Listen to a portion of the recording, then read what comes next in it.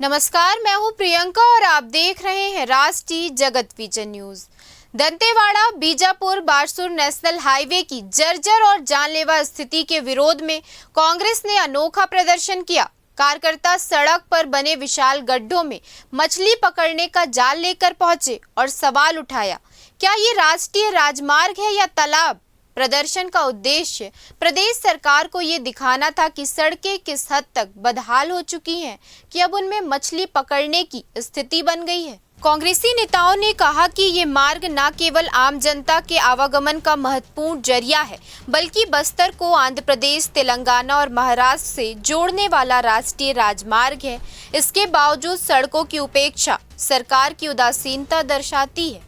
उन्होंने ये भी बताया कि यही मार्ग स्थानीय विधायक चेतराम अटामी के गृहग्राम तक जाता है, फिर भी मरम्मत की कोई पहल नहीं की गई। इसी दौरान एक बाइक सवार वहां से गुजरते समय गड्ढे में फंसकर गिर पड़ा, जिसने सड़क की वास्तविक और गंभीर स्थिति को प्रत्यक्ष रूप से उजागर कर दिया।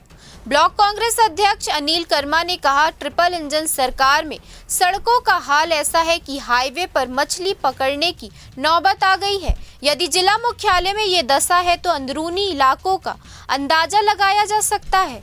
वरिष्ठ कांग्रेसी नेता विमल सुराना ने कहा, इस गड्ढे में अब तक कई हादसे हो चुके हैं। तो गड्ढा होना स्वाभाविक है। तो ट्रिपल इंजन की जब गाड़ियाँ रोड में चल रही है तो आपको रोड को भी देख के रोड को भी उसका बना के चलना है, तभी तो आगे चल पाओगे। 3 इंजन की सरकार चल रही है तो कहाँ है आपका रोड? 3 इंजन का सरकार चला के देखिए तालाब बना दिए। हाँ, विष्णु देसाई जी को एक बात मैं कहना चाहूँगा, ये जो तालाब अभी हमारे कार्यकर्ता हमारी कांग्रेस पार्टी के द्वारा यहाँ मछली पकड़ने का काम, मछली मिला, इसके लिए बहुत बहुत धन्यवाद। ये मुख्यालय के पास का मतलब रोड नहीं है, ये जिला मुख्यालय, ब्लॉक मुख्यालय के पास इस तरह का गड्ढे हैं, तो सोचिए आप अंदरूनी क्षेत्रों में क्या होगा। बेहाल है रोडों का हाल, आप देख ही रहे। जबकि मुख्यालय में इस तरह का सरकार रवैया है तो बाहर के मतलब अंदरूनी क्षेत्रों को कहाँ देख पाए? बिल्कुल नहीं देख रही। तो हम लोग सरकार को चेताने के लिए आज हमारे ब्लॉक कांग्रेस कमेटी की ओर से ये मुहिम अपनाए। और कुछ लोगों की जान भी गई है, लेकिन सरकार मरम्मत के नाम पर सिर्फ भ्रष्टाचार कर रही है। आम जनता की जान किसी की प्राथमिकता नहीं रह गई। इस मौके पर पूर्व विधायक देवती कर्मा, युवा कांग्रेसी नेताओं सहित बड़ी संख्या में कांग्रेसी कार्यकर्ता और नागरिक उपस्थित थे। कांग्रेस ने चेतावनी दी कि यदि तत्काल मरम्मत कार्य शुरू नहीं किया गया तो आंदोलन को और उग्र रूप दिया जाएगा।